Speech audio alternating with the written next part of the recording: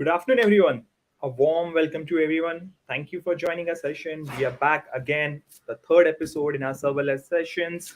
I hope the monsoon has been across India now. And for the guys who are at the outside India in abroad companies, I hope the environment and everything is all set.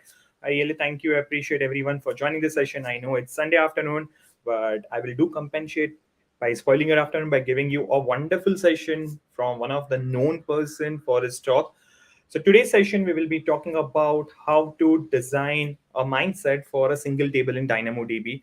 And we have the best person here to talk about that. He's none other than Anurag Kale. Anurag Kale used to be an User Group Pune lead previously. He is a data AWS hero and renowned for his talk. He has delivered a session similarly as well as in AWS Summit. So none other than, I'm not going to waste a time and let Anurag be on the stage. Hi, Anurag. Good morning. How are you doing Good today? morning. I'm doing good. Thank you for the kind introduction. Thank you. For the guys who are not aware why I'm wishing him in morning, because he's based out of Sweden. He's no more staying in India. So for us it's afternoon, for him it's morning. So thank you so much, Anurag, for pulling out time from your morning in the Sunday and helping us to go through how this DynamoDB and all other stuff works, which I've seen personally also in my experience. People most of the time makes that common Yes. mistake of designing the DynamoDB as a relational form. So this session, I'm pretty sure it's going to be helpful for everyone, not just for the beginners, for the experts, the industry experts, and the folks who are working in and out in DynamoDB. So with that, let me pass on the control to Anurag. And again, please continue staying throughout with the sessions. We'll have the quiz at the end of the session, as I mentioned last time. And as well as we are capping a close eye for the guys who are very interactive. There is some surprise in the next session. So please be active, ask questions. And yep, with that, let me go ahead and share the screen of Anurag and pass on the control to him. Thank you.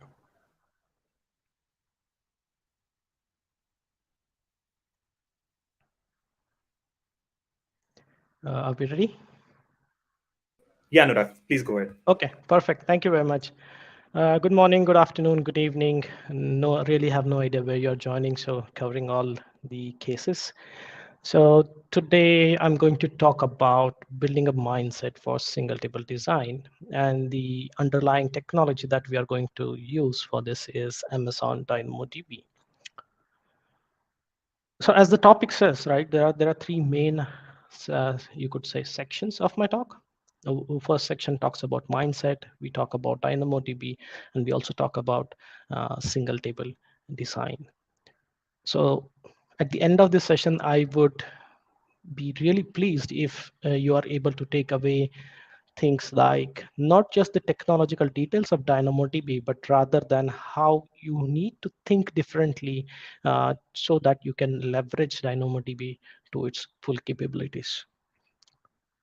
So although the introduction is already here, so here's a formal introduction from my side. So my name is Anurag, and I have been AWS Data Hero from 2021. I currently work as a cloud software architect in an electric vehicle company called as Polestar. I'm currently based out of Gothenburg, which is the second biggest city in Sweden. So coming to the first component of our talk, right? So what is a mindset? So mindset is a person's way of thinking and their opinions. So before cloud, there has been, you could say, that a way of doing things in which people have worked there for 25, 30, 40, 50, or 10 years, maybe even less, and they have developed a fixed track of thoughts which they use to design databases. This might not work very well with the new generation of databases that are designed purely as cloud native and built on top of cloud or on with cloud. So who is this session for? So this session is really not a very beginner friendly session, but for somebody who has a little bit of a knowledge of databases and how they work. So it is more targeted towards developers, developers or SQL developers, solutions architects, and DBAs. So here's what today's mindset kind of looks like, right? So if I want to build a new application, this is what I do. I start with requirements gathering. I then a business analyst or a product manager then says that, okay, these are the different entities that are going to act in this particular application. So let's say, for example, Facebook, a user is an entity, an advertiser is an entity. So you identify entities and establish relationships between them. And if you are really a CMMI file level kind of organizations, then you are also required to document all of this. So the documentation phase starts with drawing an ER diagram. So ER diagram stands for entity relationship diagrams. Then what you do is you take this ER diagram and start implement it using tables, and you establish relationships with them with using the DB constraints depending on what kind of database you are using. You then do the process of what we call as normalization, wherein you take the database and you take the data structure that you have built into at least third normal form as per the recommendations of industry that has been followed so far.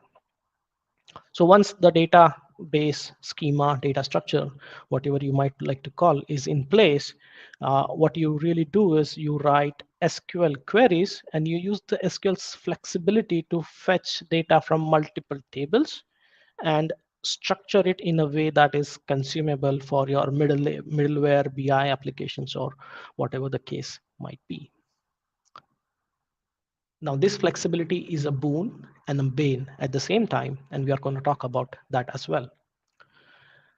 So once the schema is in place, once you have your your application written, there is SQL flexibility that you are using, and your application up and running in production.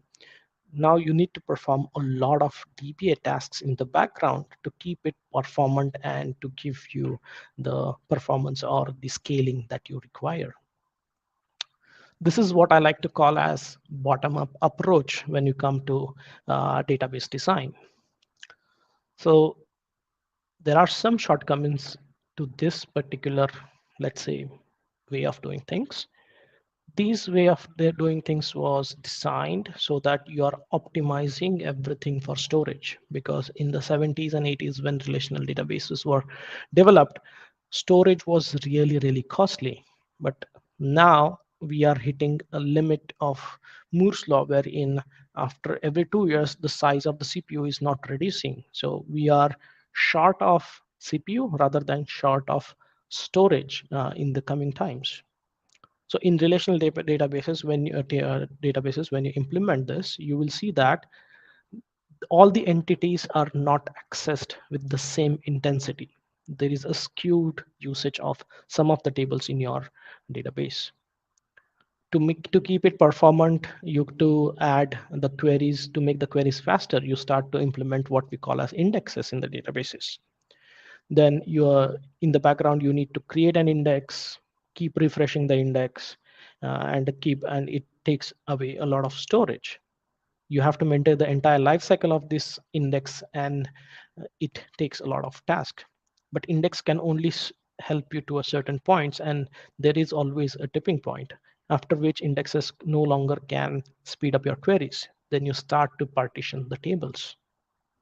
So partitioning the table is basically splitting the tables into multiple files within the database product.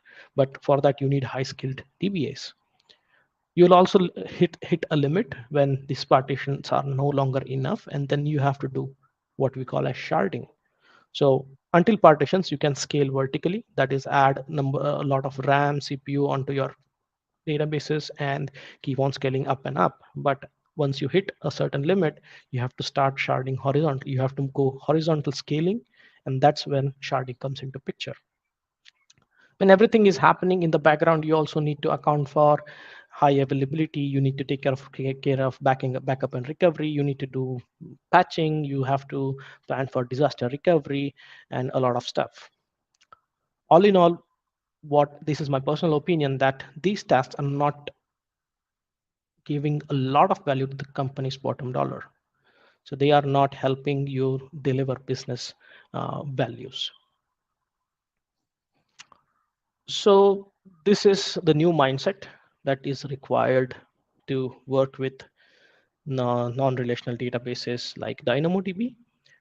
So it starts with, again, you gather the requirements, you identify entities and relationships. There is no change here. Even the third step is There is no change. You have to still draw an ER diagram.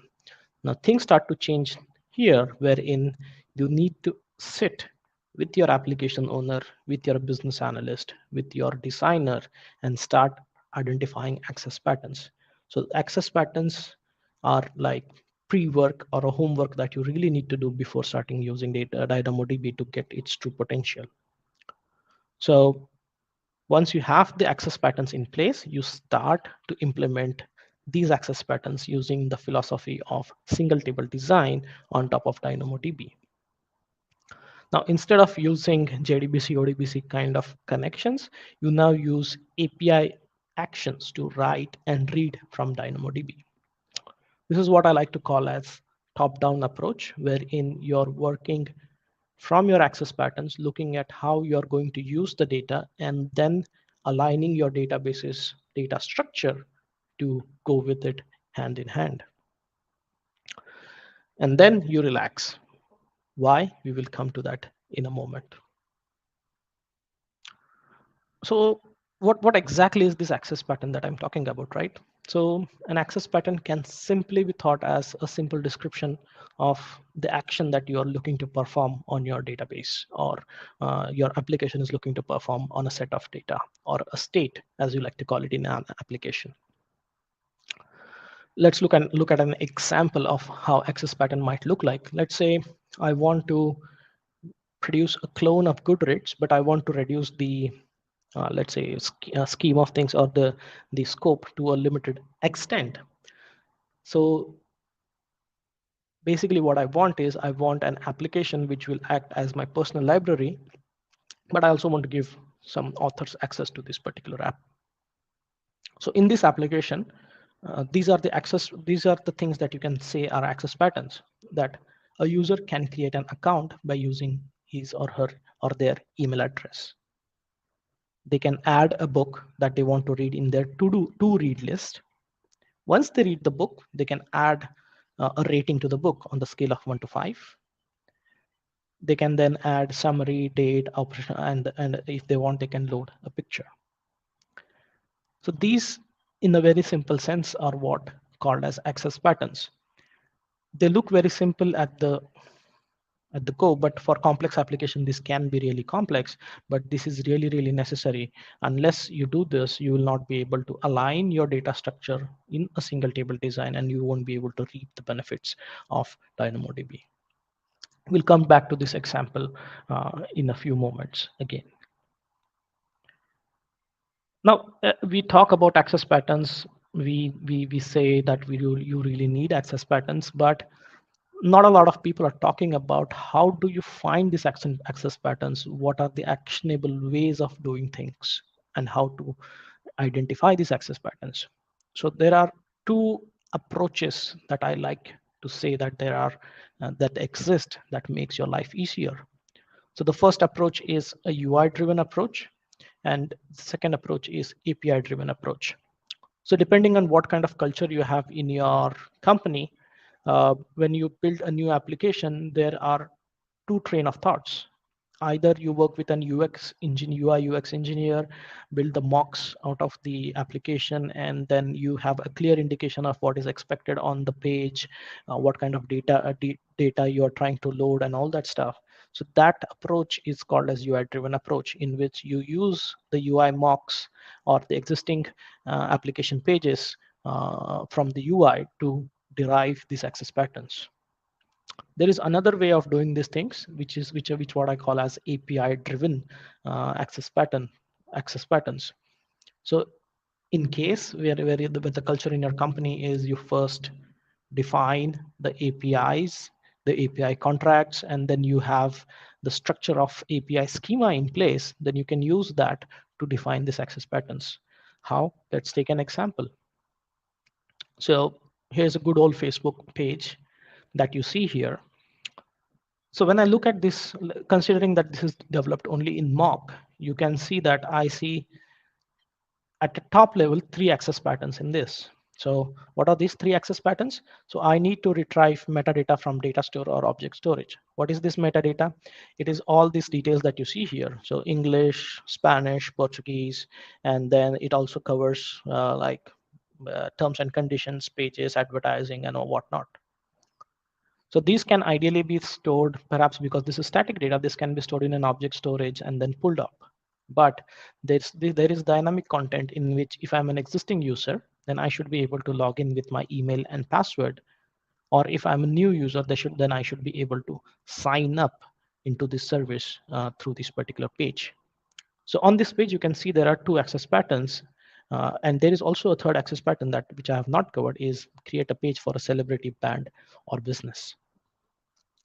So this is what I call as UI-driven approach to finding the access patterns. So if the culture of your company is that you create UI UX mockups or create mockups of your applications, then take these mockups, sit with the product manager, so it's a product owner, business analyst, whatever the business users that are helping you develop this application, and try to list all of these accesses in plain English. That will come in handy later.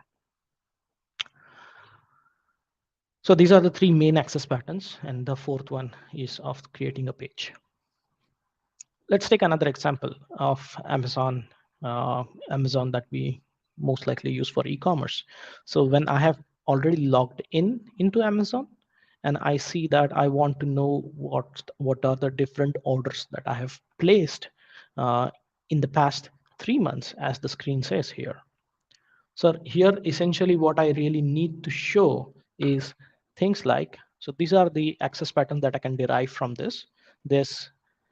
I want to list all the orders that are pertinent to just the customer. I want to show the metadata of each order, like name of the product, what kind of category it is. I need to provide a link to the tracking page where I can track where this order is. And I need to provide a link to the cancellation service, wherein if the user changes her or their mind, they can go and change and cancel the order. Then I also need to provide a link to the invoice. So these are the access patterns that you can derive from the UI. You can take the same approach for APIs, wherein you get a list of all the get or set APIs, have a contract in between them, look at the JSON structure that they are trying to pull every time, and then align your data structure of the databases with those JSON objects. So on the left, you see in the table that a very crude example of how this table would look like in DynamoDB should you choose to do it. So in this, I use the primary key and sort key to find all the details of one particular customer. So in this case, user with email aak@gmail.com. If I just make a query or get API call wherein I say find me all the find in this database where pk is equal to user hash aak@gmail.com, you will get in the response all the 4 orders that are pertinent to this, because I have not specified an SK. So this will fulfill your first, you could say, access pattern. Now, when I retrieved all of these objects, I'm also getting all the different attribute and attribute values. So I'm able to fulfill this pattern. Then you can add additional attributes on the right, so that you can provide a link to the tracking page, link to cancel the order to the other side of your product, and then you can also provide a link to the invoice. So this is not a very full-fledged example, but this is a really simplistic view on how access patterns can be implemented. I have a dedicated section to that, so we will get into the details in a few minutes. So before we go ahead, let's take a quick look on what DynamoDB is, right? So DynamoDB is a key value or a hybrid of key value and document NoSQL database. One of the more important aspect of DynamoDB is it is fully managed by AWS. So AWS in the background will take care of making sure that the data is replicated, your data is always highly available. There is a basic backup and recovery strategy in place, which you can complement or uh, override if you need. And basically, you get an SLA from AWS that for 99.99% of the time, when you make a request to the NoSQL database, you will always get a response back from it. It is built for scale, but it is built only for OLTP applications, which is online transaction processing. So these are the databases that are typically used when you want to capture different actions that are happening on your web page. These are not the databases that you will use when you want to do reporting, summary, and do a lot of number crunching or trying to produce machine learning algorithms and all that stuff. For that, you have a different category called as OLAP databases. This database is accessed via APIs versus the traditional way of opening a request uh, via a JDBC or ODBC call, and then you have a proxy in between which takes care that the database is not overwhelmed and stuff. It is already taken care by uh, Amazon for you.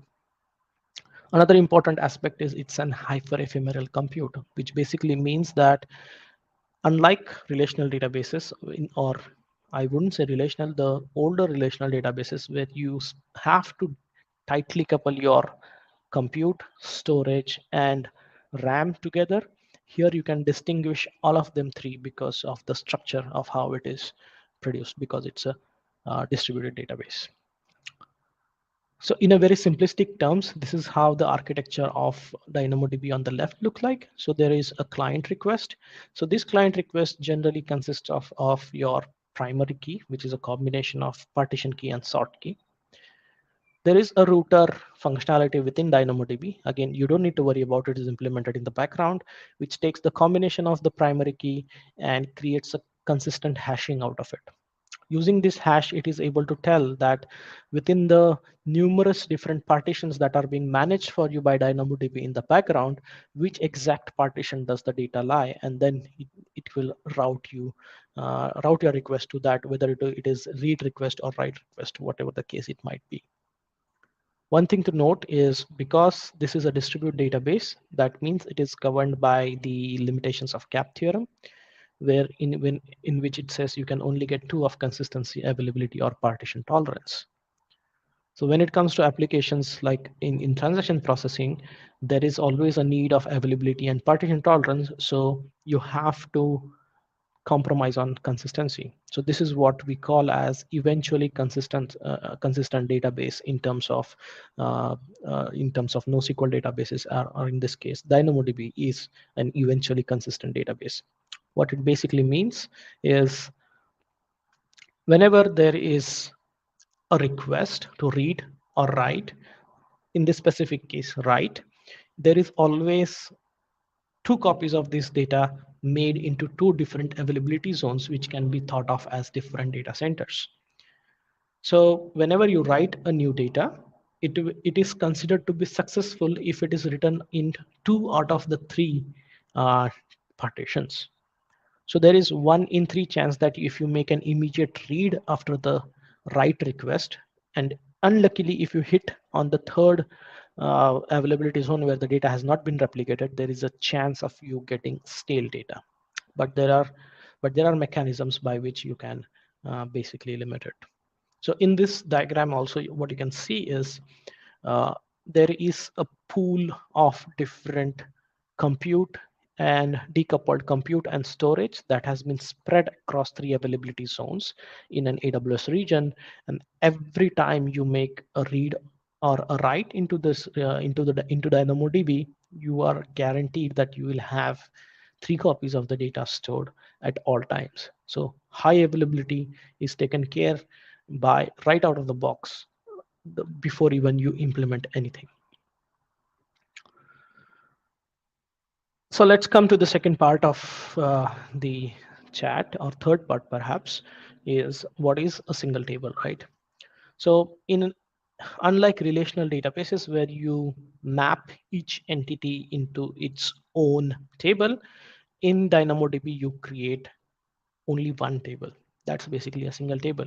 Now this table can be equivalent of creating a schema or a database depending on what kind of database or engines you're using. For example, if you're using Oracle databases, then a single table could be considered as a schema within a database. If you're using Postgres, then you can consider that within the cluster of Postgres, when you create separate databases, this single table is equivalent of a database. It will contain multiple entities that are represented in a different fashion than what we are used to looking at. So this is how a typical data structure of the NoSQL database will look like. So this is the entire combination is called a table. If you look at it carefully, you will see that the attribute values are not same for all of these different rows. So for example, order 110 has an attribute called as name and cost, while order 115 has an attribute of manufacturer and expiry date. If you imagine this in SQL databases, you will have to have dedicated columns for name, cost, manufacturer, expiry, design, ISBN, title, name, and all that stuff. And then if you don't write data to that particular column of that particular row, it is still occupied. But in this case, it is not. In this case, it is not what happens. It is stored as key value pairs. So you can have flexible schema for each of these rows, which are called as items in DynamoDB tables. So, like I said, in this table, you will always see me referring to the primary key as the combination of PK and SK, in which these two combinations are called as jointly as a primary key, but there are two components to it. One is partition key and second is sort key. So the partition key, the limitation of partition key is you can always have to specify the exact partition key when you're doing. So if you are coming from a SQL background, you cannot do something like where PK in order 567 and 568, 569. You will have to always use equals to and specify a specific value. While in sort key, you have that flexibility of doing filtering. You can do operations like like the equivalent of SQL, wherein you can say that sort key begins with or like product and something else next to it. This combination of PK and SK together form the primary key, and this is the primary key that is combination that is passed to your router to create consistent hashing in the architecture that we saw a few moments ago. The combination of PK and SK together is used to identify a single entry in the table, and this entry is called as an item. This is equivalent of rows in our relational databases. There are two types of indexes in DynamoDB. One is called as LSI, or local secondary index, and second called as GSI. I don't recommend people using LSI because there is hard limit that there is only 10 GBs of LSI per partition. So, but in GSI or global secondary index, what you essentially do is you can have a different set of partition key and sort key so that you can realize different access patterns. So essentially in this case, what I've done is I have swapped the product and order in their way. So product becomes the primary key and sort key is an order ID. So in background, DynamoDB creates a new table with its own storage, with its own capacity. And every time you add a new entry into the primary table, that entry is copied over in the GSI. GSIs are very powerful to realize a lot of access patterns within DynamoDB. Now coming back to our example, right? So let's see how we can implement this using single table design very quickly. So here are my 7 use cases, and I'm going to take these inputs and create an ER diagram out of it. So when I analyze these data, I see that there are 3 main entities that I need to take care of. There is user, book to read, and books read. And using different attributes, I am able to fulfill most of the use cases in this by using just the relational database. The second and the next thing that you really need to do is use this ER diagram, use the access patterns, and define the primary keys that are going to be used. So to realize these access patterns, I am seeing that if I use a combination of username and email, and a second combination of username and title, then I'm able to realize a lot of my access patterns. So what do I mean by that? Let's get to it. So here in this case, you see the partition key is user hash Anurag Kale, and in that you have the first combination of where I'm using user entity and email entity into creating the first what we call as profile uh, data. Now using the same combination but changing the sort key to book hash and the book name, I'm able to identify, or I'm able to store the requirements wherein I am going ahead and storing the books that I want to read or I have already read.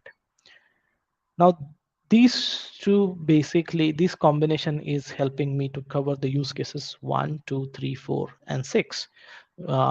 But this is not covering all the use cases that I'm trying to do. So the use cases that it covers is a user can able to create emails using the email and account. They can add the book to that they want to read. So that using the status column, you can see that it's a to read book. If I have already read it, then I want to say that the status is already read. I have added a rating, I've added a summary, and I also can upload an image to this particular thing. But I am still not able to fulfill the criteria that are set in my access pattern for use case 5 and 7. So use case 5 that we are talking about is essentially user can search books added by title, author, and genre. So for that, I'm using an LSI. This is good enough. You should use good enough. I mean, a good rule of thumb using LSI is if you are sure that you are never going to hit that 10 GB pattern, 10 GB limit, then only you should use an LSI. So what I did is I changed the sort key to author, and using this particular access pattern and you implementing it using LSI, I'm able to fulfill the requirement number 5. For requirement number 7, which basically states that as an author, as a different persona. So first 6 use cases are totally focused towards user as a persona, but the 7th use case is from the persona of an author. So the author can see how many people have their books in their list, right?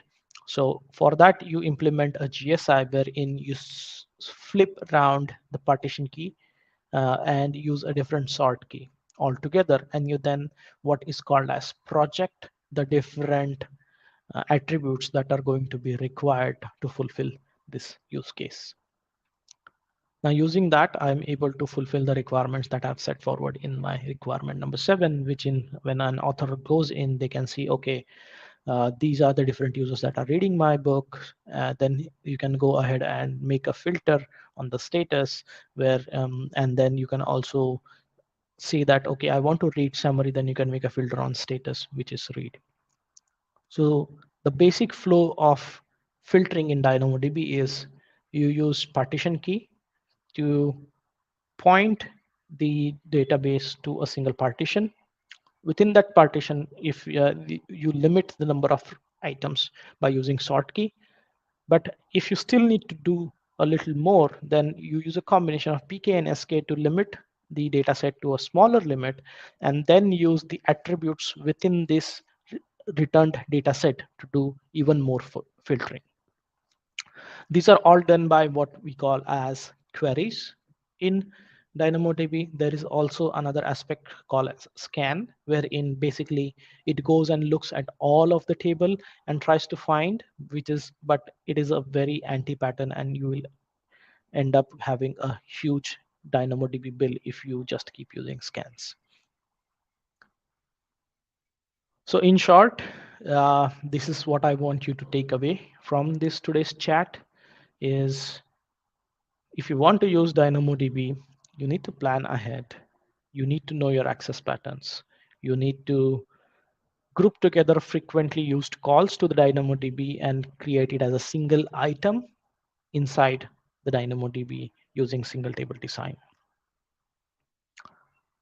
You also need to understand that denormalization is okay because storage as such in DynamoDB is not that costly, but compute is nowadays. So if you look at how much 5 MB looked like in 1956 and 2013, you'll realize the difference that you really don't need to optimize by going into third normal form and optimize for your storage use cases. You have to optimize for your compute intense use cases. One other thing that everybody kind of make a confusion about is because I group together things in NoSQL into items, there is no relationships that is existing in NoSQL. So that's a big myth. And the relationship still exists in NoSQL. It just looks different. So let's take an example of our beloved Harry Potter. So let's say in this case, I want to know that in the e-commerce case that Harry has ordered a wand, and I want to know where he wants to get it. So in my relational database, I would have three different data tables like customer, order, and addresses. But this can be represented in a single table wherein I'll be able to mimic a 1:m relationship from the relational databases using this particular approach, wherein I say that my partition key is customer, sort key is order, and then I can use the attributes to store the rest of the relationship. So I'm using this address attribute and I'm using a nested JSON within this address to create or mimic a 1:m relationship. Similar way, you can mimic 1:1 relationship by just having a partition key, and you have a direct relationship. You have 1:m relationship, which can be implemented as you see in this example. You can implement m:(n) relationships by using multiple methods, and one of the methods is using GSIs. The other important thing that you really need to get a grasp of is you need to rethink capacity. DynamoDB is fully serverless. So when you specify and start with DynamoDB, you don't need to specify that I need 15 gigs of RAM, I need 30 GB of storage, and then go ahead with it. No, you can just go ahead and provision the table and look at the structure and look at basically giving lot of time to the actual business use case that you have. As we said, due to this approach, the storage and compute layers are decoupled, and then you deal with the capacity in terms of RCUs and WCUs.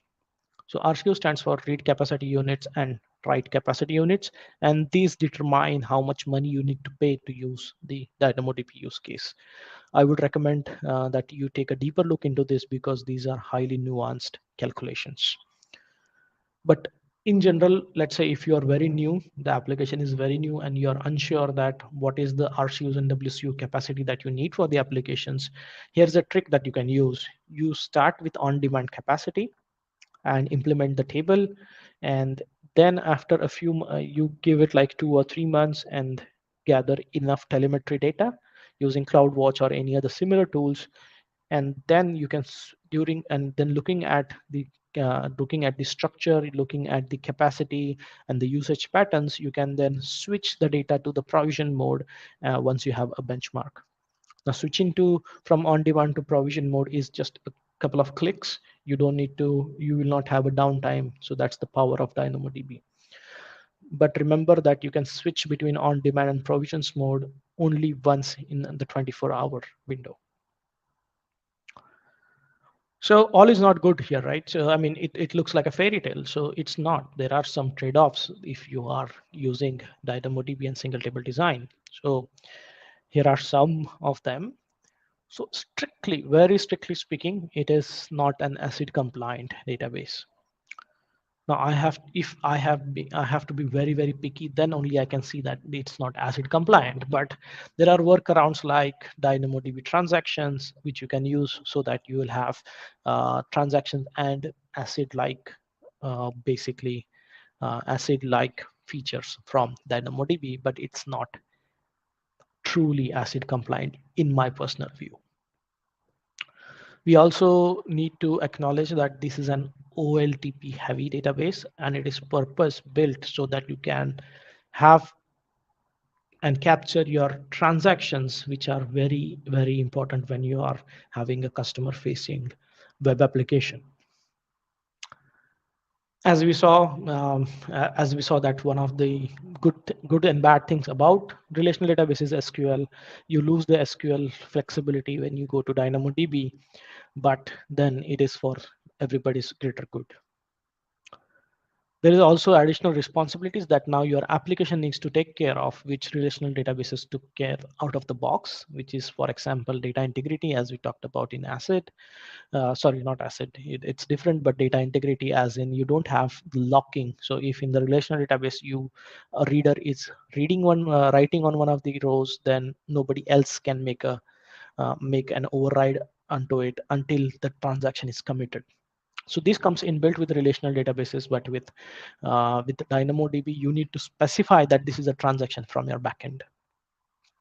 And because we decided that denormalization is okay, if there is an update to one of the data characters or data attributes within one place, you need to have a clear indication of on all different places where this data is stored or replicated or copied, and then propagate all the changes to all the different places where it is where it is stored. So that's it from me at this moment. Thank you very much. And if you have any questions, I will be more than happy to answer them. Thanks, Anurag. Thanks. That is a really good one. And yeah, I personally do enjoy this. I'm pretty sure audience would have enjoyed it. Thank you. And I can see a couple of good questions coming out it. So let me take the Mhm. questions. So the first question is from Sagar. Any recommendation on the best tool can help to create ER diagram? Okay, so there are a lot of ER tools in place, but most of these ER diagram tools are basically that plug into the relational database and then pull the definitions of your table and create an ER diagram for you. So I've used a lot of a tool called as a data crypt, which is under I don't remember the name of the company, but data crypt is a pretty good IntelliJ, yes, IntelliJ group of tools. But if you really want to, let's say, imagine ER diagram before you start implementing, then tools like Draw.io or Draw.io are pretty good. Yeah. Cool. One more follow-up question from Sagar. Can we say that partition and tables are equivalent? What are the fundamental difference?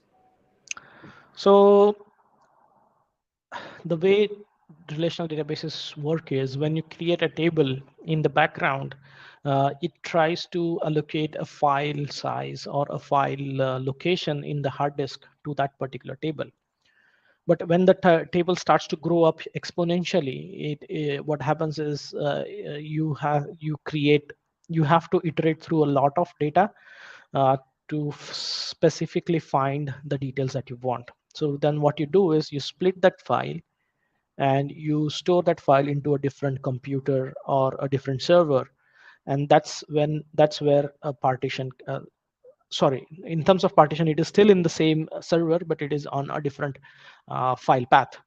So they are logically, you will not see a partition as a different thing. You will still see it as a single table, but physically speaking, it is like it is two different files, but the relational database basically takes care of doing that work for you in the background. Cool. Moving towards the next question. This is from Chandrasekharan. Mhm. Do you suggest to use DynamoDB to store data like regular RDBMS structured data? and use it to query using Lambda. I want to avoid RDS because I only need 3 regular tables and do not want to provision and manage RDS. So the best way to do it is take these three tables and do a little bit of single table design around it and try to fit it in a single table. If you do that, then you will be basically you can use Lambda or whatever in the compute to make the queries. So queries in DynamoDB is basically an API call. So it is possible. You need to go through the exercise of using these three tables and fitting them into a single table design. Got it. Yeah. Uh, and yeah, I think the follow-up question from him on the same lines is no relationship between 3 tables. They are all standalone tables. If that is the case, I mean, if you are for sure, you can say that you are never going to join the data from these two tables or three tables anytime in the application in the future, then these are like these follow the microservices principle, wherein you have the database which is aligned very much to your use case for that particular limited scoped Lambda. So if that is the case, then please go ahead and create three different tables and do whatever you need to do with them. But if they are in scope of a single microservice that you're trying to build, then I would recommend that you should go and do a single table design for these three tables. Cool. Moving towards the next question. This is from Kisan. Mhm. Any use case of scan? Um, yeah, if you want to increase you put money in Amazon's pockets. So no, I'm just kidding. So other use cases of scan would be, let's say, if the queries or if you're trying to find the data that is really not fitting into any of these constraints of being able to identify with PK and SK and then going on filtering, then you should use scan, but avoid it to the end of your life, I would say, unless your table is like 15, 20, 30 or 100 table items only, then it's fine. You will not have a big effect of it. But if your table is having 10 petabytes of data, then you will consume like three RCUs that you generally consume in 1 year or something. So avoid as much as you can until the last breath. Awesome. One more follow-up question. This is from Sagar Mhm. again. With DynamoDB, how easy it is to purge data/logs, if any? So if I understand this question, like if you are storing logs into DynamoDB and if you want to purge the data, so assuming that is the case, then there is a feature in DynamoDB called as TTL, wherein which is basically stands for time to live, and you can for every item specify that the default time to live for these items that are written into this table is, let's say, 30 days. So after 30 days, the TTL job will kick in the background from DynamoDB, and it will delete that particular row. So you can have a cadence of purging of the data in the DynamoDB as per schedule. Awesome. I think that was the last question. I would still request all the audience, no need to rush. Take your time. Yes. You can again post all the questions. What we'll do, Anurag is with us. I would request Anurag to stay for more 15 Yes. minutes. We'll go Sure. through a quick quiz, 5 to 6 questions to see how you guys have reciprocated to this session. And in meantime, if you have any questions, you can continue posting in the chat. Once we are done with the quiz, I'll get Anurag again and we'll answer your question before we wrap up the session. So with that, I'll post the quiz link in the chat, and I will request Abhishek and Pushkar to be on the screen. They'll help us to go ahead and play the quiz like how we have done for the last 2 sessions. And yes, Anurag is with us, but Anurag and I am not allowed to participate in the quiz. So we'll be Yes, there. We'll absolutely. motivate you. We'll cheer you. So this is for you guys. Yeah, Pushkar and Abhishek, please go ahead. Hi everyone. Hope everyone enjoyed the session, and we can see the Yeah, lots of response in the comment section. Thank you for such a wonderful session.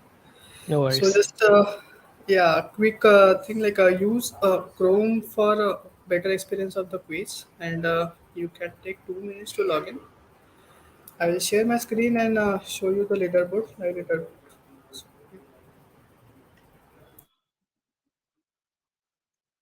Yes, we will wait for a few minutes, a couple of minutes. Please um, head on to the link shared in the chat. Just quickly sign up. If you already have accounts, you can use the same from past few quizzes, like we already do here using same platform. Once you are there, you'll be able to see your name in the participants list on the right hand side. And we will wait for some time. Once we get some participants, we'll start with our questions. A few information about the question is we have in total of 5 questions, all on the revolving around DynamoDB, some basic questions, and you will get 20 seconds for each question to answer. The person who will give more correct answer in less amount of time will be in the top of the leaderboard, and we will be choosing top three winners, top three people in the leaderboard, and we will be awarding uh, the credits as usual after the session. So please do participate. Let us know in the chat if you are facing some challenges in that, in joining or in any quiz related issues. We'll try to solve those. Also, as Pushkar mentioned, please try to use Chrome for better experience, and try not to refresh your browser window simultaneously while you are on quiz. So yeah, these are some basic stuff. Let's wait for a couple of minutes and we'll get started.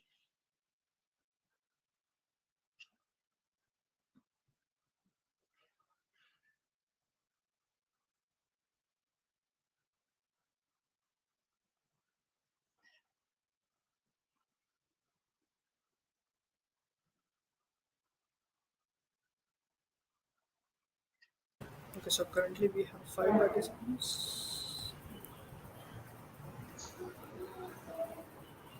Guys, you can share this link with your peers also. So just Yep, definitely.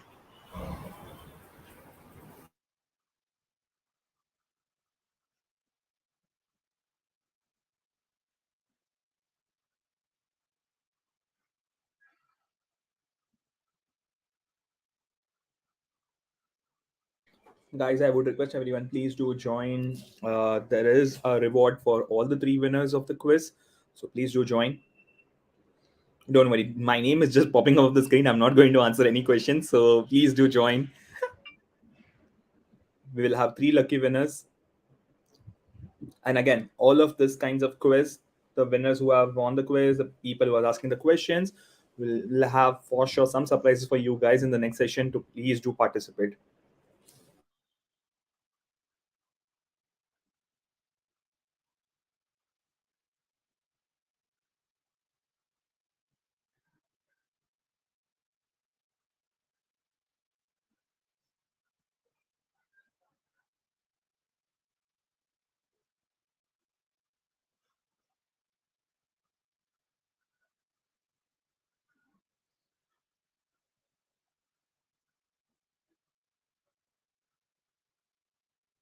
We'll wait for a couple of more minutes for the guys who have just joined.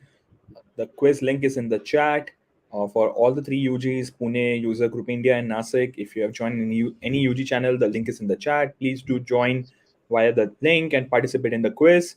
The first three winners for the quiz will get a $20 credit post this session.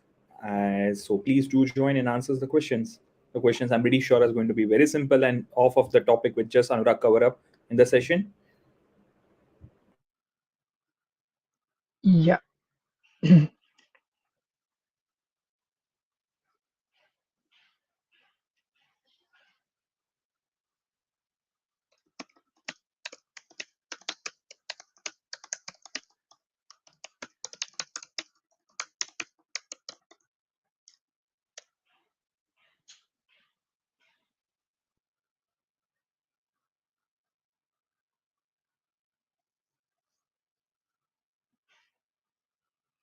I think let's start.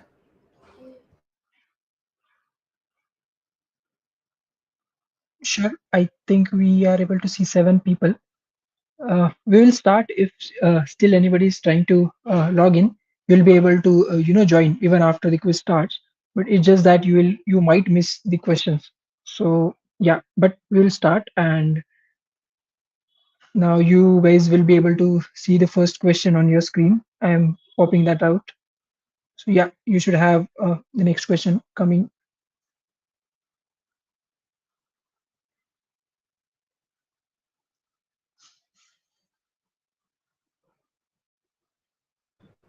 So, our first question on the screen: how would you query DynamoDB using SQL-like language? The four options are NewSQL, DQL, PartiQL, and DynamoDB SQL. DynamoDB SQL. We have. Yep, I think time's up. Yep. And let's see. You might be able to see the stats also. I see 3 people have skipped, 2 people have given wrong answer, or 1 person has got the correct answer. Never mind, we have still 4 more questions to go. Here's the next question.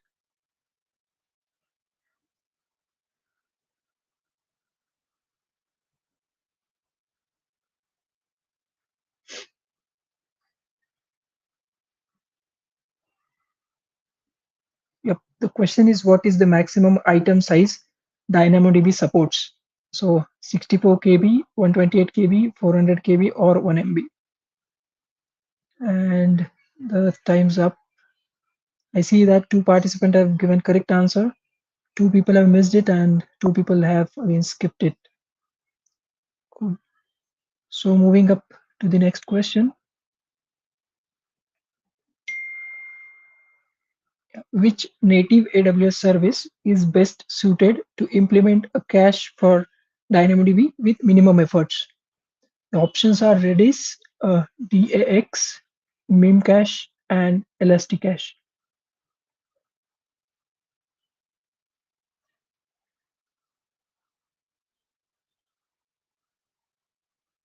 Cool. I think 2 people have got correct answers. And now moving up to the next one. This is the second last question, by the way. So if you are trying to, just joining, try to get it right. You still have chance. Which feature would you use to set up DynamoDB backups in another AWS account? The option is AWS Backups, AWS EFS, Elastic File System, AWS Data Transfer, or AWS Storage Gateway.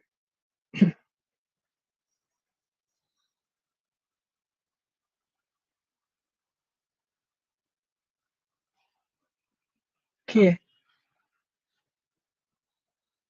25% of people got the correct answer. Now moving up to the last question.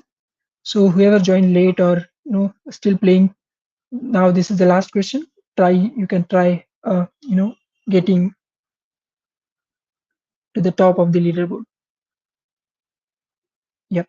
What is the item size for calculating RCU in DynamoDB? So the options are 2 KB, 3 KB, 64 KB, and 4 KB. This is the last question, guys.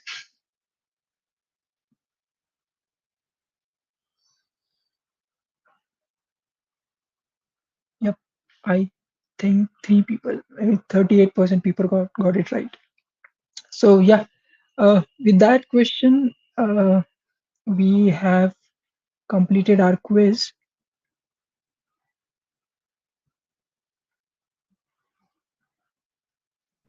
Just give us a couple of, All yeah, the couple of questions. minutes for the leaderboard to get refresh. Yep, and you can check this leaderboard on the same link.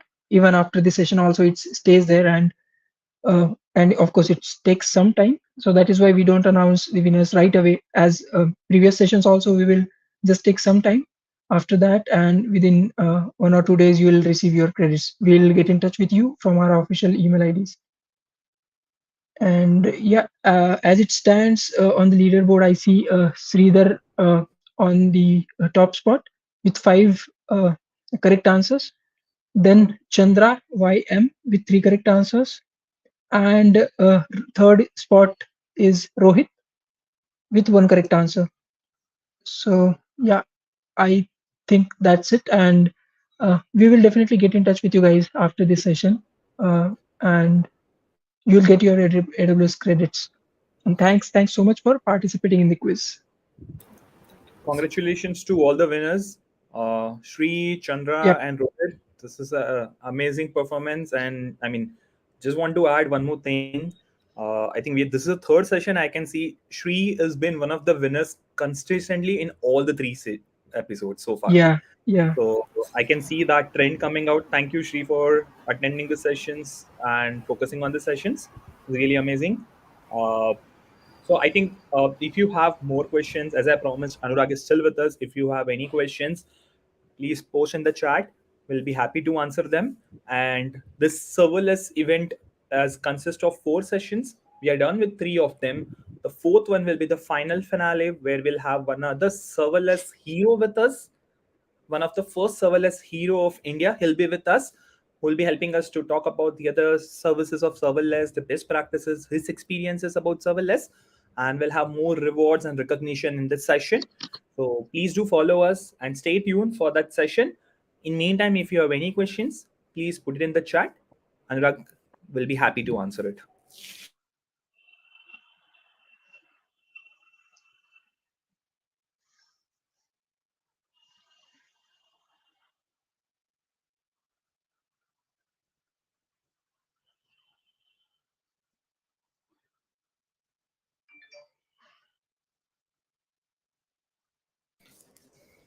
We'll take a couple of more minutes.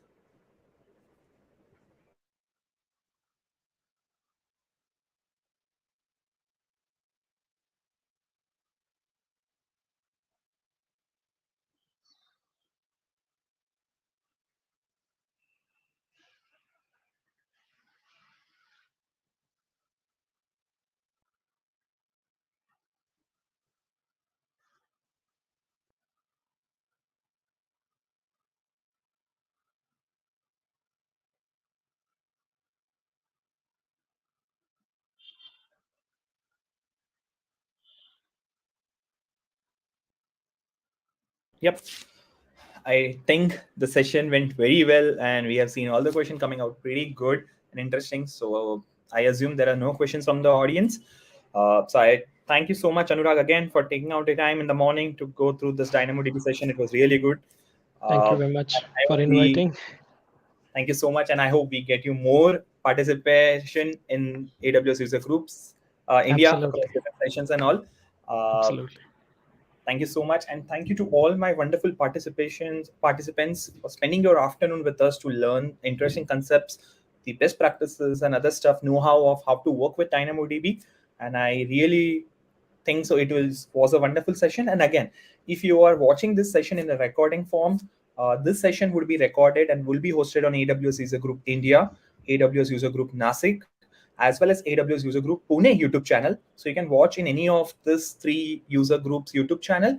And if you have any questions, please put your questions in the comments. I will take all your comments and pass it on to Anurag, and will are happy to answer them offline mode. So don't hesitate. If you have missed it and you're watching in a recorded form, still you have the opportunity to ask the questions, and we will be happy to answer them. So that's all from today's session. As I mentioned, we'll have one more finale session, which will post it very soon. It will be in next 2 weeks down the line. We'll post it very soon with the dates. Who will be that new speaker who is the AWS serverless hero? I can just give you that hint. The first serverless hero of India. I know Anurag is already know about it, whom I am talking about. He'll be with us talking about his experience and other stuff, as well as we'll have different rewards and recognition in this session. So with that, I'll request everyone. Thank you for joining the session.